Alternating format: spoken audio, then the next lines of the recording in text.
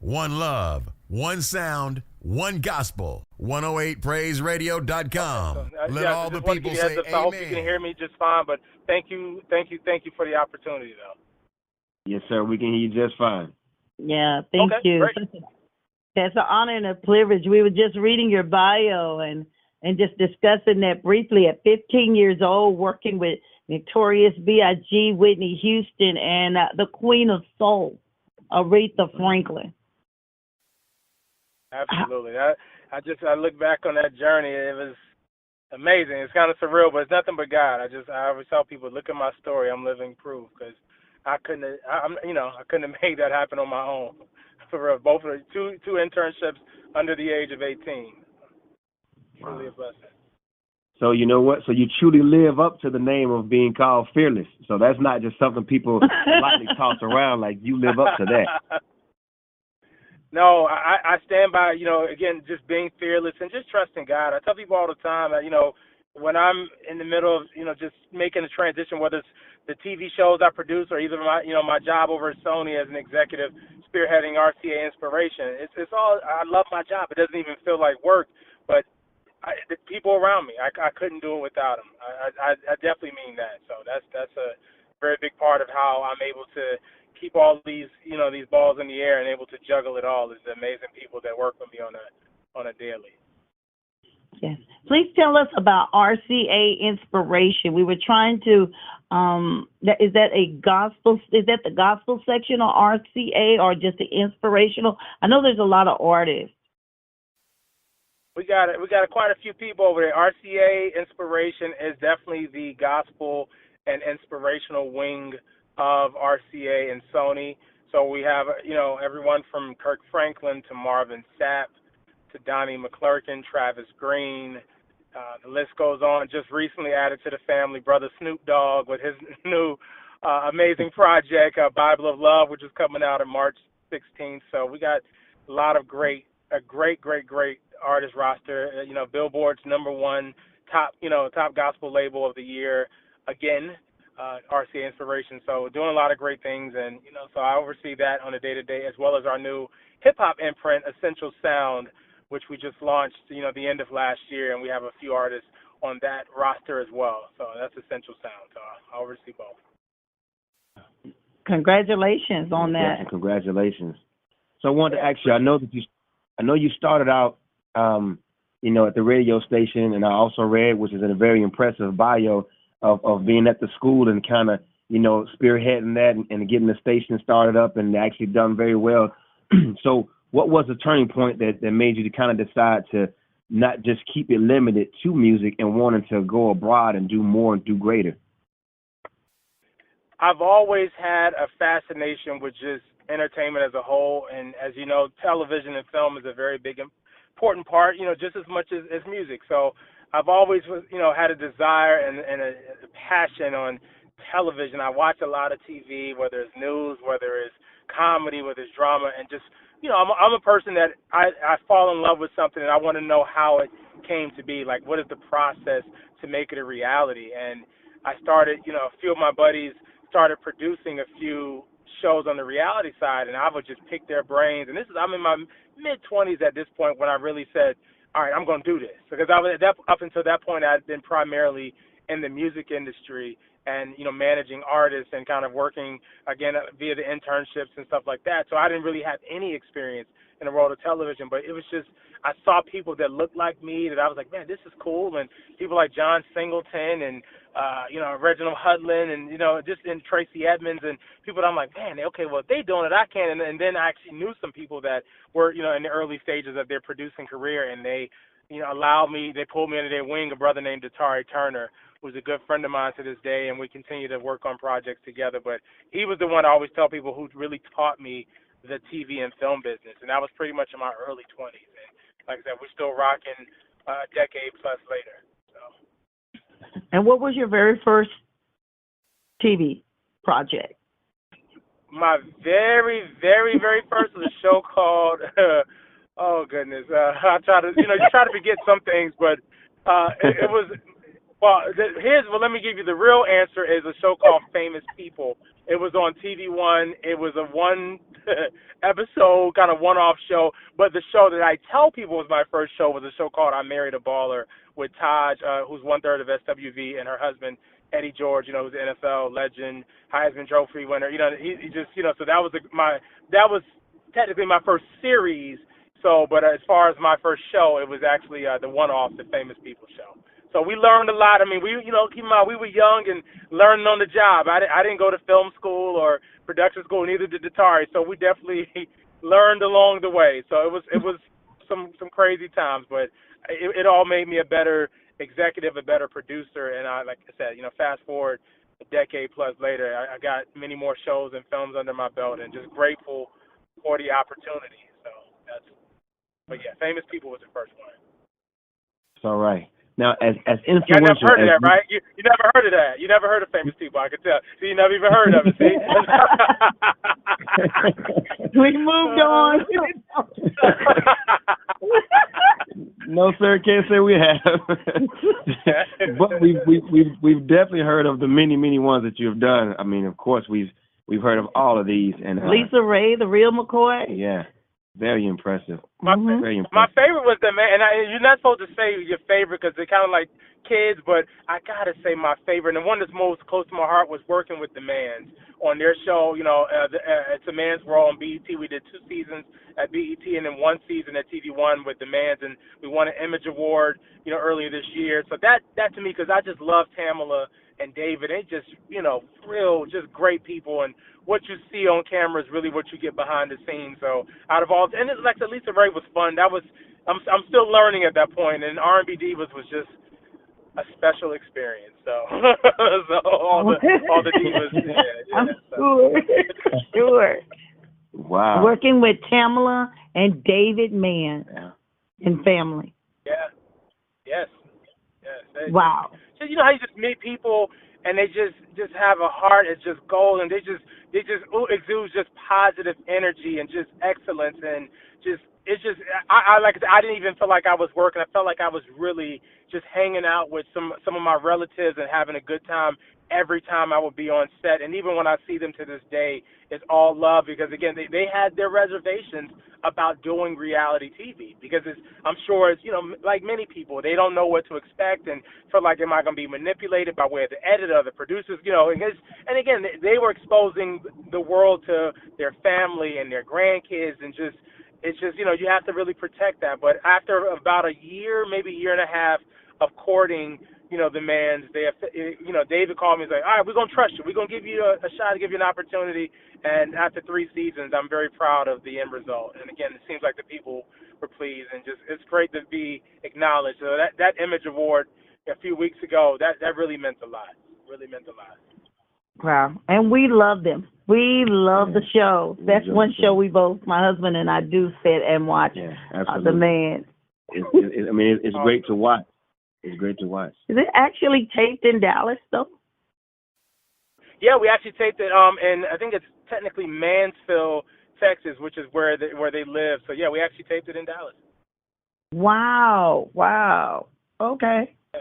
I didn't know that. I'm from Houston, so I didn't know that. I was always wondering, is Mansfield for the Mans? I didn't know. Right. No, okay. So, no, that was actually the name, because I thought it was, looking at the creative. I thought we were, just kind of making over. That was actually the part of Texas that it is. It's pretty much like an hour, maybe outside of Dallas, maybe 45 minutes, but it's a little outside of Dallas. So, more on the, outskirts of Dallas, Texas. Now, this next question I want to ask you is definitely not to get you in trouble by no means, but just out of curiosity. So you mentioned positive energy, and what you do, and as often as you've done it, is that a rarity dealing with entertainers, dealing with musicians? Stars. Is there a rarity to have that positive energy? Is that something that you rarely get an opportunity to experience? I believe maybe I'm just fortunate, because a lot of the people I've been around have, for the most part, the majority, have a lot of great energy. I mean, I'm a strong believer in you get what you put out, and I try to greet people with a smile and give them positive energy and just love, and that's typically reciprocated. And so that to me is that's been my experience. I don't care if it's Tamala and David, if it's, my friends and the ladies in Destiny's Child, Beyonce, Kelly, and Michelle, or if it's, Bruno Mars, who I've known for many years when he didn't have a deal. So all of those people, some I've known along the way, but also just very great people. It's like even no matter how much success or how much fame or money, they're still the same people. Again, dealing with Snoop Dogg, my staff, two members from my team were actually in Los Angeles yesterday doing an event with Snoop Dogg with Apple Music, and they were just calling me like they couldn't believe how nice and funny and just cool Snoop was, because people have their own perception of who they may think these artists are, but they just couldn't believe. They were just like, by far it was one of their best experiences even working at our company, which is they were so shocked at how humble and how funny and how just on time and on point and professional. But again, so I've been fortunate to work with a great crop of artists. I really have. Good. Tell me, how was that working with Snoop on a gospel artist? Again, and so let me, because some people are thinking that Snoop is like, now he's suddenly gospel and he's like, here's the thing, Snoop, his mother is an evangelist. His grandmother, is also, she was is a pastor, and so it's been around him, and he strayed when he was a teenager. But the thing is, he's always consistently loved God and been very vocal about his him being a believer, and so this whole project Bible of Love is really, it's a curated experience from Snoop. So he's not on every song. He's not necessarily starting today becoming a gospel artist. He just wants to, basically he's acknowledging his brand and his celebrity and saying, hey, I want to share my platform because I'm Snoop Dogg, so I can expose and let the world know who the Clark sisters are and who Rance Allen is and Fred Hammond and all these amazing artists that have come together, and Charlie Wilson and Patti LaBelle and Mary and Marvin Sapp. I mean, it's a bunch of people across these 32 tracks, but he's really just basically how Quincy Jones had the albums years ago and basically curated the experience and kind of a drop, or DJ Khaled today. So that I jokingly say Snoop is the DJ Khaled of gospel, but he's really that's basically the project. Because some songs he's not even on, but this is his way of giving back. He funded the record out of pocket. This wasn't something. It's not a money grab. You're talking about somebody who made close to $20 million last year, according to Forbes. So my thing is, it's not a money grab by any means. This is something that was in his heart. Spiritually, he wanted to do it. He said that every artist that he was working with said, you got to call Phil. You got to get with Phil. He's the one that's going to get this. So we ended up chatting, and I flew to L.A. after a few conversations, but just to hear his heart, his passion, his conviction, and the reason why he was doing it. And again, it wasn't like, well, Phil, I need X amount of dollars to do it. It was like, hey, I'm already funding this. I've already spent, X amount of dollars out of pocket. He spent a pretty substantial amount because he paid every artist on the record. He paid all the producers, choir. Wow. He paid that out of pocket. So yeah, it really, and then the music videos and all the sample clearances. Like there's a few samples on the project, and he paid. I mean, this is all out of pocket with no signs of any label in sight. So I just salute him and just love him. I mean, he reached John P. Key is on the record. He reached out to John directly and got him in front of me. But yeah, I mean, kudos to Snoop. But I just when people like that are trying to just celebrate the kingdom, God is orchestrating something. Again, I don't have all the answers. I don't proclaim to, but he brought us together. He put me in this seat for a reason, and he put that in Snoop's heart. And again, just looking at everything happening in our world today, we need some sense of hope and inspiration and positivity.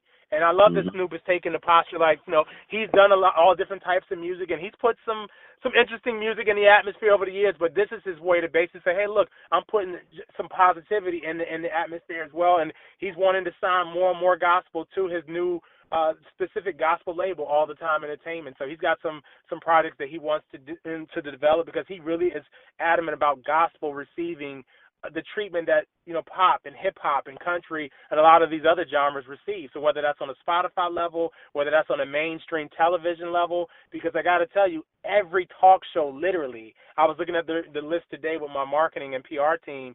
You name it, they want Snoop on their couch to talk about this gospel record and have the artists from the project perform. So how amazing! And that's what it's ultimately all about. That's what that's what makes it all, to me, it all makes sense, because it's like gospel is going to be on shows that have never even seen or heard gospel before.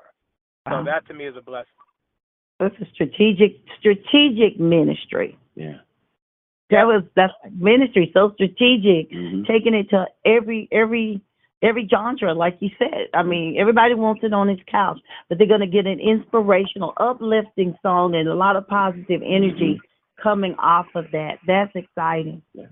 And it's actually gospel, and that's the thing. I don't know if you've had a chance to hear any of the music, but it's not, it's not inspirational. It's not, I mean, he's got some contemporary leaning tracks, but again, you got like some of the gospel greats on this singing bona fide songs, saying Jesus, saying God. It's not ambiguous in any way. It is very much a gospel record. Like I said, for the Clark sisters, the John Key, Fred Hammond, Kim Burrell. I mean, it's just amazing that this guy really, kudos to Snoop and kudos to all the artists who are, joining and being a part of just this amazing record. And it's going to be amazing. Like I said, I can't wait to the Stellar Awards this year. Snoop will be in the building, so that's going to be amazing. So you heard it here first. Yeah. That is awesome. Awesome. Yeah. So with everyone that you've had the opportunity and been blessed to work with, and I'm certain in return you've been a blessing to them, who would you say have been the person that really left, just a strong impression on you? Oh, that's a or persons. Yeah, that would probably be a little bit easier. I would say there's a number of people that I've had the blessing and the opportunity to interface with over the years. Again, it was surreal kind of.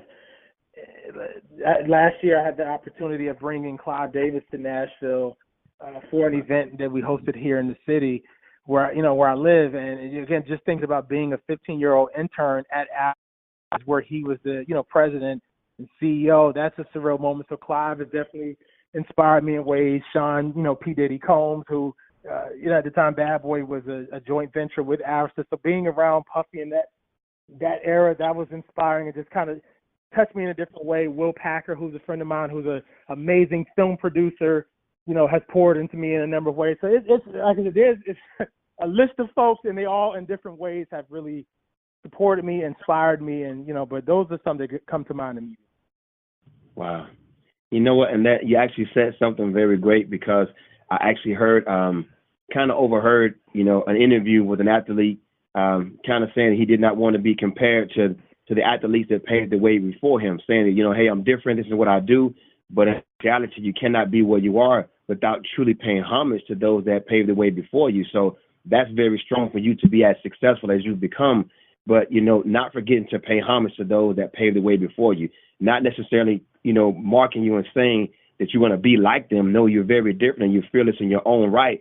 But you do acknowledge that had it not been for them paving the way and doing what they've done, it wouldn't be an opportunity for you to become who you become. No, that's absolutely the truth. I stand on their shoulders. These people kicked in the door for, I look at, like I said, Sean P. Diddy Combs and L.A. Reid, who, an executive, Sylvia Rohn. I look at Bob Johnson, your Max Siegels, your Jazzy Jordan, even on the gospel. I mean, there's so many people that, again, that were in this seat and made it an opportunity for someone like a Phil Thornton. So every time I see Don Jackson, who's, the owner of Central City Productions, which produces the Stellar Awards, among other shows, I say thank you. I call him Uncle Don. I thank him repeatedly, because I'm like, he was working with Don Cornelius, many years ago, producing Soul Train and other specials, but that afforded people like me to even be able to, produce the shows and the films that I'm doing now. And he'll say every time, I'm like, thank you. You kicked in the door. You made it because again, seeing people that look like you, to me, is always like, I can do that too. So that's why I don't mind doing interviews. I go to, various college campuses and I'll do panels, because I think it's very important to show young brothers and sisters that you can do this too. You look at Phil Thornton, look at the Will Packers, look at these other people, Ryan Coogars of the world, that are doing amazing. If you want to be a director, you can do it. Look at Ava DuVernay. I love what that represents, and to me, it's very, very, very important to pay homage and pay respect and show deference to those that have come before us. Because again, without them, if there would be no us, I wouldn't be able to sit in this position at a Sony if it wasn't for people like an L.A. Reid or Sylvia Rohn. They kicked in the door, for just being honest. So I have to me, that's just a part of it, and that's how I was raised. But I'm big on showing deference and respect to those that have come before me, whether that's on the TV and film side, because that's a part of my career, or on the record label side. Very important. That's awesome. Wow. That's good. let me ask you, what has changed in gospel music, from your opinion, the most or the least? What's evolving? This is probably gonna get me in a little trouble, but I think my personal opinion is I think the heart is somewhat evolved for some people. I think gospel used to be the standard for many, and it used to impact the culture instead of allowing the culture to impact gospel. And what I mean by that is when I was interning, I want you to know what my young 15 years old, 16 on the road, and with Faith Evans and 112, I tell people like that is how I learned gospel music. Like the very first record that really resonated with me was Kirk Franklin's "Why We Sing" at 103 Jams, which is the station I was interning at. That actually was the first urban station to play Kirk's song before GCI in Chicago. They get the credit, but it was Wowee in Norfolk and Gospel Centric Vicky, and they would tell you that. But I think it's important. Again, that was like Kirk was doing something so fresh, and it's something what God gave him. It wasn't contrived. It wasn't something trying to be a crossover record on the urban. It was something like, this is what God gave me, and I'm giving it to you all the word. And that to me is just change. But back to when I would be on the road with a lot of the R&B artists, they would listen to gospel. They would listen to the Clark sisters and Vanessa Bell and Commission and the Winans, and so they would study the gospel artists. And they used to, and I'm thinking a lot of the R&B artists from Destiny's Child, like the Faith Evans, Carl Thomas, 112, Drew Hill, they would all study these gospel artists and know every song, every riff, every run. And again, they were like, oh my God, gospel, these artists, it was just so groundbreaking. And again, they were impacting the culture. Now I see our gospel artists trying to follow the trends of what's happening in mainstream. And I believe that's where we are missing the mark. So the Migos are the Migos, and that works in mainstream, but we don't need a gospel version of the Migos. Right. Because we got the real Migos. So my thing is, why don't you be the best one of one, gospel artist you can be, and just give what God has truly given you? But we don't need to dilute that message or that heart, for that matter, and trying to make it something that we think is comparable or that we think will cross over. Because when you think about even traditionally, a lot of the records that have quote unquote crossed over that have been gospel records, they've been the more traditional leaning gospel songs, with few exceptions. Right. So when you think about Kirk Franklin's first song to cross over was "Why We Sing." It was nothing urban or contemporary. Like, that was him and the choir, the family singing. When you think about Donnie, "We Fall Down," and "Stand," and Tamala, "Take Me to the King," and Yolanda, "The Battle," like you think about all these records that have crossed over to urban radio, like a lot of them have really been more on the traditional, like they haven't been really urban. Like the Mary kind of pushed the boundaries a bit, and that worked for them. And Mary Mary's one of one. So you can't try to duplicate their formula like that or what works for them, because that may not work for Phil. And that's why I think gospel has kind of got the heart somewhere. It's just people are trying to create what they think is a hit, and what's a radio hit, instead of just really saying, hey, this is what God gave me, and just trusting the people they're in partnership with to and just let God breathe on it. Because when God breathes, like it don't make a difference. Like never would have made it. Was Marvin's the biggest breakout hit, but again, would you have thought that would have been a hit on R&B radio? Like it wasn't. Like it was just something that it was his testimony, and again, that's that heart though. You can't orchestrate that, man. You can go pay as much money as you want, and trying to all these promotional campaigns and marketing campaigns, but until God says yes and just like He breathes on that thing, it's like it's gonna be right where it is. You can't make that up. You can't orchestrate that. You just can't. Many have tried. I've seen it. So I think that I wish many gospel artists would just go back to just doing you. Right. Wow. Just do you. Stay pure. If you're really called to do this, then you have to trust God and really. But you don't. Everybody is trying. A lot of artists try to write things that they think will cross over, and it's And I get you trying to see beyond the quote unquote church walls, but to me, I look at an artist, even like I said, a Snoop, is like, this record is gospel. He's not trying to write something that's going to get on R&B or urban radio, and he's a guy that could get on urban, but he's like, no, like I want something for Sunday morning. I want something you can live with all week long. But so to me, it's like I just wish artists would go back to just the core and just really stay true instead of trying to create something that they think will just reap gold and platinum benefits. Let me ask you a question. Where does your gospel roots begin? Just a little bit about you, because when you talk, we can hear the sincerity, the passion, and the love. It's real. It's real.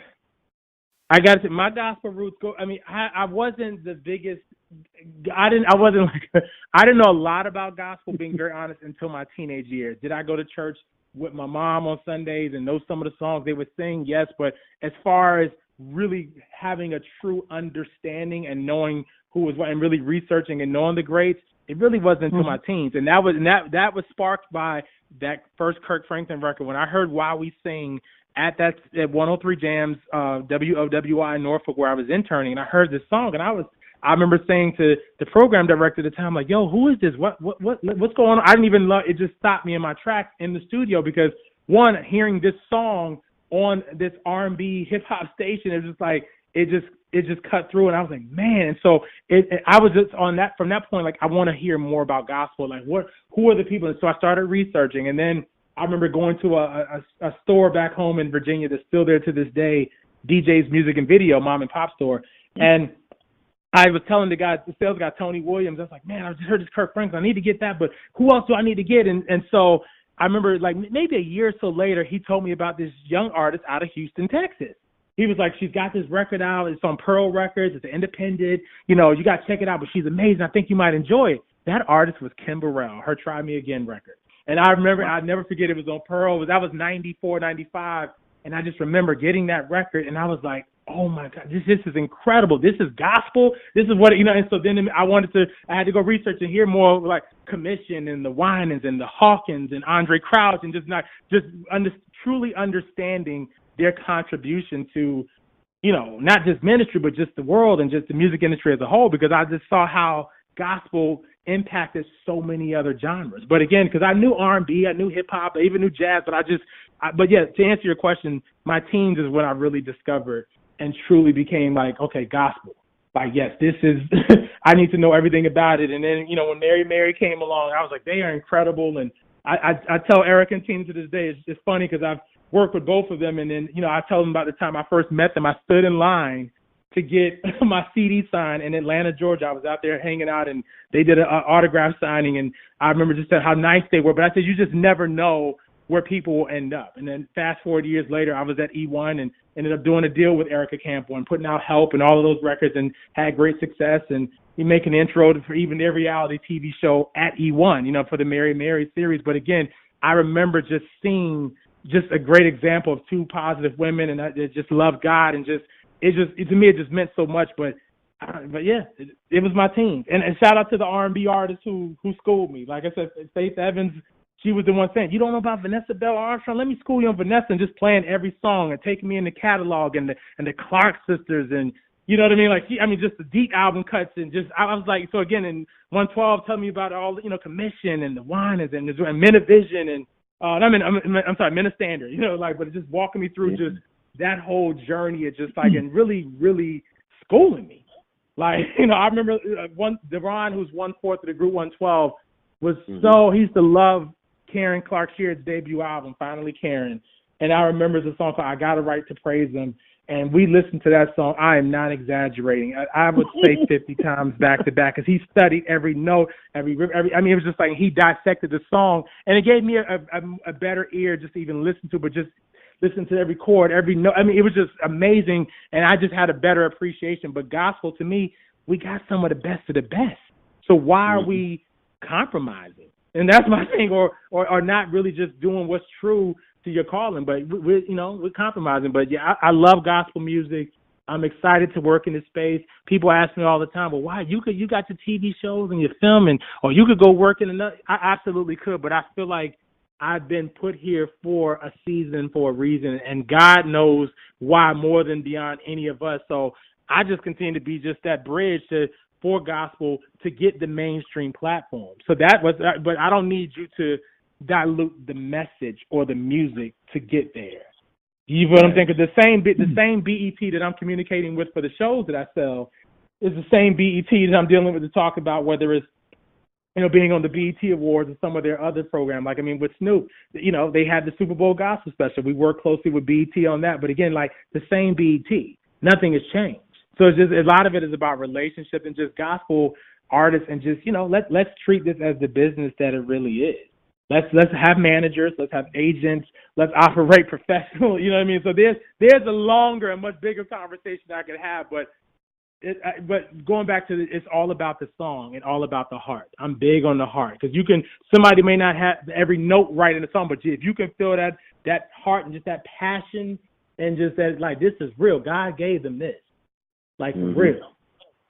And songs, I mean, some songs, like to this day, I was in the car this morning headed to a board meeting, and I was listening to Donald Lawrence. There was a song from Tri-City years ago called I Am God, and I was just like, man, like that song, they sung it at my church, a couple months back, and it just been on I was like, man, this song's still, like, every time I hear it, I get chills, but that's what gospel's supposed to do. You know what I mean? Like, that's like, you know what I mean? It's just such that feeling. Every time I hear Tamla Mann, truth is, I'm tired, I'm like, oh, man, take me to, like, it's just that feeling, like, that emotion, that pulling, it's like, that's what it's supposed to do. Like, and to me, it's just like when you're trying to, again, Migos is hot, or Nicki Minaj hot, we going to try to, duplicate that or remix that. Like, nah, we don't want it. Or everybody wants to do a worship song and just, and again, I get it because I like worship as well, but don't just do it because you feel like it's the trend. Like, if that's really what God put in your spirit, but it's like, people, and I get it, it's a business. I truly do. I work for Sony Music. It's a for-profit entity. I totally understand, but don't just do a cover or doing something just because you think, oh, I'm going to get on radio. I'm going to get a number one radio hit, because what does that mean? And that's why you'll see songs on the radio chart that are number one and top 5, but it doesn't equate to sales or overall consumption because it's not real. When we were there, I'm not sure if she's on RCA. Corrine hopped on. She had me crying. I promise you. Yeah. I mean, wow. Just the richness of her voice, and the walls Tasha. Oh my gosh, Tasha. Yeah. Now Corinne is amazing. Corinne was my first signing when I came over to RCA Inspiration. Like, she was the first artist that I signed, and she's got a bright future. She just taped another episode of Greenleaf for Oprah's network last week. She taped another episode. It's her second appearance on the show because she did Won't He Do It on the show last season. But I think she's got a bright future. The Walls group, Tasha Page Lockhart, love them both. I mean, super talented. But to me, that's also another thing with gospel. We got to usher in this next generation of artists. We need them all to succeed. Like, and again, that's why I tell all my friends at the other labels, I just sent an opportunity, a television opportunity, to another label, to artists, again, because it didn't fit me, but I didn't want to, discard or just, whatever, let's toss the opportunity because it doesn't work for Phil or his roster. No, you have a project coming, that I think is amazing. Use this for your artists, because at the end of the day, this is for the kingdom. This isn't about Phil. This isn't about RCA Inspiration or Motown Gospel or E1 or Ty Scott, or like, we all serving the same God, right? So why are we going to be, I'm not going to divide. So if I have something that's going to work for my neighbor, it may not work for me, but it may be great for you at this time. Why not share that? And that's the part for me. I'm like, we have to be, it's just more communal. And that to me is of God. Like, you can't be so territorial. And that's what I've seen. And just that's the part I probably don't like the most about sometimes the industry. Everyone's so, kind of divided and cliquish, which is not, to me, the way it should be. Because then you got us divided and you got, CCM is over there and they kind of, so my thing is, I always tell people, I like to be the bridge. I want to continue to be the bridge. So whether it's a bridge to other labels, and just kind of encouraging collaborations, because I love to have our artists featured on artists, projects from other labels. And why can't my artists collaborate with a Toby Mac or Matt Maher or some of the CCM artists, because they love gospel artists, but it's just no one's making it happen. So that's one thing I'm proud about. I've done in a short period of time, making some of those collaborations happen. And that's a very big deal because, again, we're all serving the same God, but yet we're so divided. Do you think that's a great part of your calling in this industry, not just with doing what you're doing, but bridging a breach? Mm-hmm. you know. Yeah, I you know, I've asked myself that, I guess the answer is yes, because I have friends from all walks of life. You're talking to somebody from Virginia, humble beginnings. So, but I know how to operate in different circles, whether I'm back home in the hood or if I'm out with my friends that I went to in the suburbs, high school. Like you have to know how to navigate, whether I'm in the boardroom at Sony or I'm back on the block with my cousins and like. But you have to understand how to basically bring those worlds together, and there's not many people currently, and that's why I'm trying to basically empower my team to get involved and get to know people beyond our gospel world. So get to know the people in country music, get to know the people in CCM, get to know the people in pop. And again, so my team will tell you, I put them, encourage them to get on different boards, join various organizations, because I believe it is very important for us all to be bridges and figure out how we can, be that one. Like, I've known Snoop for years, so it made sense. But again, I'm talking to another major artist now about doing her first, like a one-off gospel project with her that I think could be amazing, but it'll be a no-brainer once we're able to announce it. But again, like those relationships, like I have a relationship with her and her manager, and again, just being the bridge. And I think that's just part of my calling. I didn't get it at one point in time, but I've come to realize it is absolutely like, yeah, that's what you hear. That's part of your purpose and your assignment. So I embrace it, and I don't run away from it. I don't shop, and so whether it's with the CCM artist, and with a gospel artist, and we've done that like just recently, and I'm going to continue to do it. And Corinne is an example, one of those, like Corinne, like Bernie Herms produced a song on her record, and Bernie does all of the, the big casting crowns, and Natalie Grant, a lot of those, but he penned a song just for Corinne Hawthorne for her new album. Actually, and that's the song that she performed in the Greenleaf episode that you'll see in a few months. So that's just another example, like, again, and the person who wrote Won't He Do It is not a quote-unquote gospel writer. She is a believer. Her name is Makiba Riddick, but she's a friend who I met along the way, and she's friends with Beyonce and Rihanna and wrote hit records for them and Jennifer Lopez, but she's a believer. She loves God. We've been to church. I know she paid her tithes. Like, but this is somebody, but for real, like somebody that, again, like, just expanding and widening, the network, because we have to, because why am I, she writes those songs, basically it's a job to her. She's writing a hit for Beyonce. That's paying, helping her feed her two daughters and her family, and just, yes, but that's what it is. So you can't be like, oh, well, she's a secular writer, I don't want her writing for my gospel artists, because it's like, y'all, like, we got to stop. But there's some people that feel that way. They're like, oh, well, she can't write for a gospel artist because she's writing for those artists of the world. And it's like, but no, know her heart, because her heart, she loves God, and she's all, but again, so she just never had the opportunity. She didn't know anybody at the gospel label. So that's what, so again, when I came over, I said, hey, Makiba, I got this artist. Hey, send me songs. And she sent me the Won't He Do It song. And I was like, this is perfect. But again, just giving people the opportunity and not being afraid to just try some new things. But really, people that love God, give them an opportunity. You'd be surprised. I mean, yeah, she's written for all these amazing people, and I mean, back-to-back number ones for some of the biggest pop artists in the world, but she didn't know anyone at any of our gospel labels. So again, even being a bridge on that level. So it's not just limited to on the artist level, but even on the creative side. That's amazing. Yeah, it is.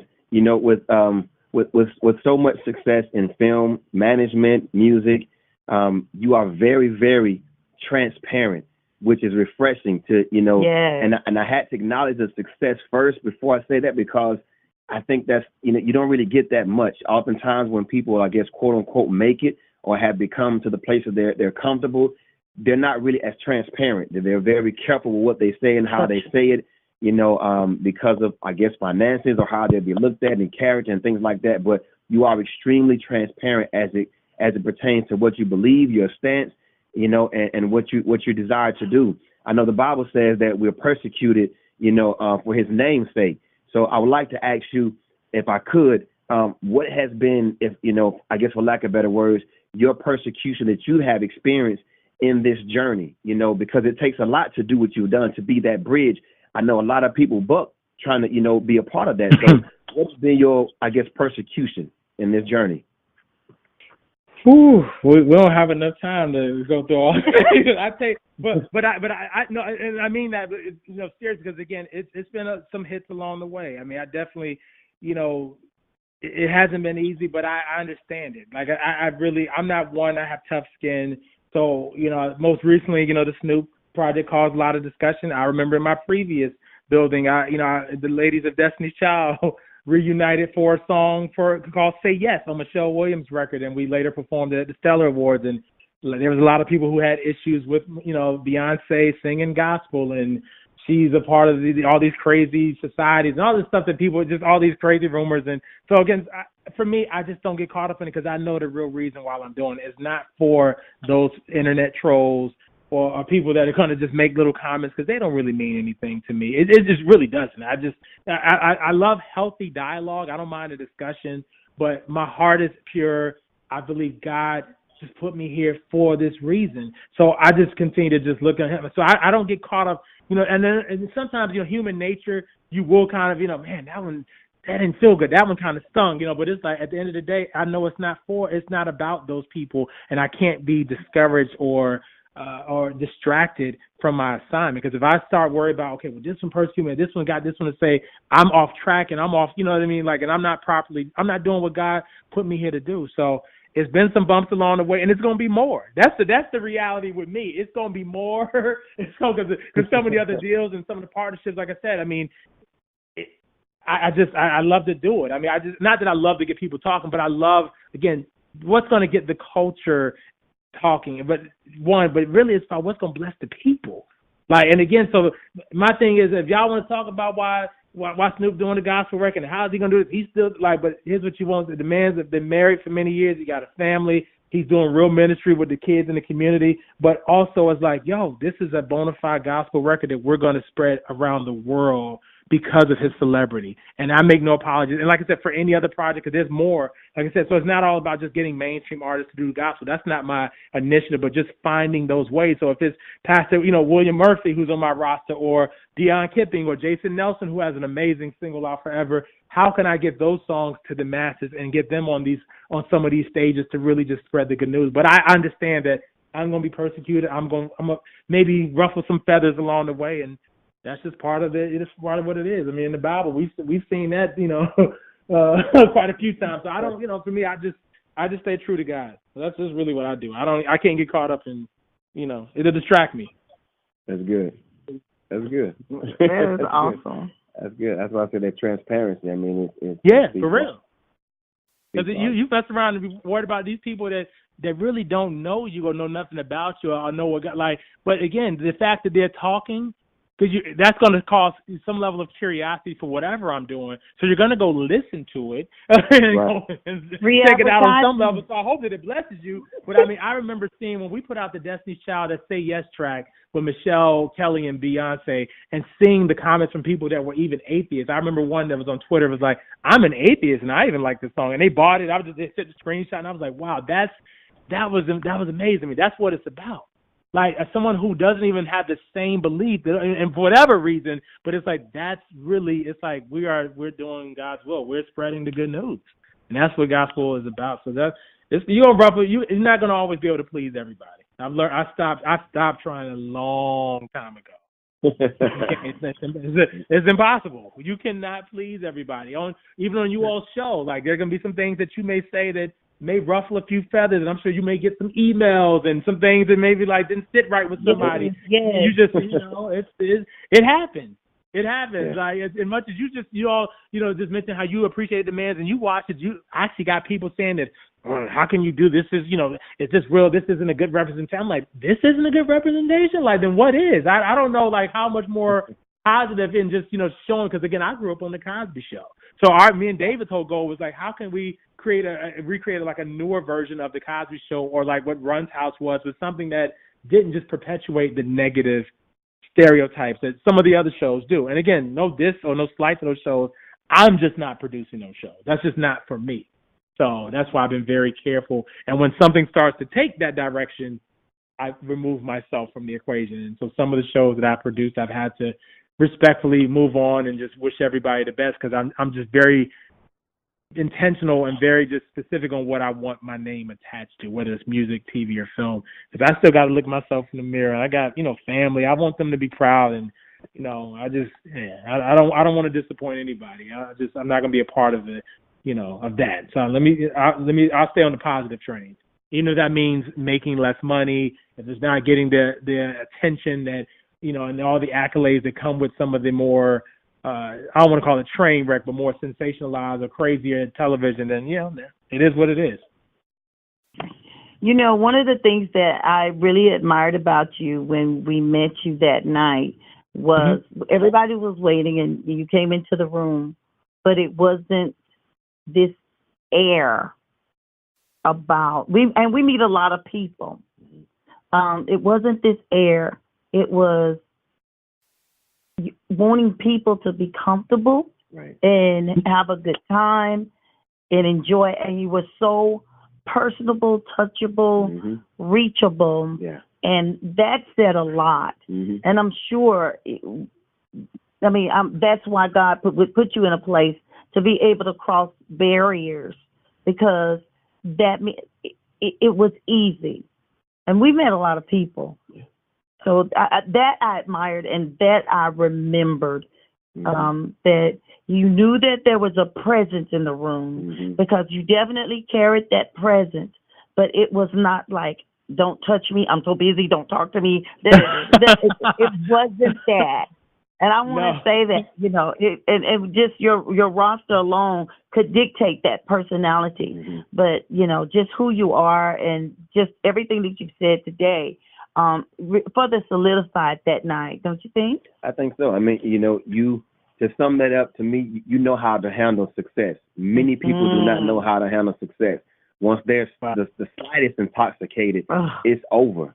So it's very apparent that that God is your foundation and your source. And I truly believe that He has been a strong, healthy balance in allowing you just to be able to handle what some become very intoxicated with. So we commend you, but we know truly that all glory belongs to God. Absolutely, amen. Yeah, people tell me I love it, and that's what you see is what you get. I don't come in with just the extra and all the assistants, and I'm regular.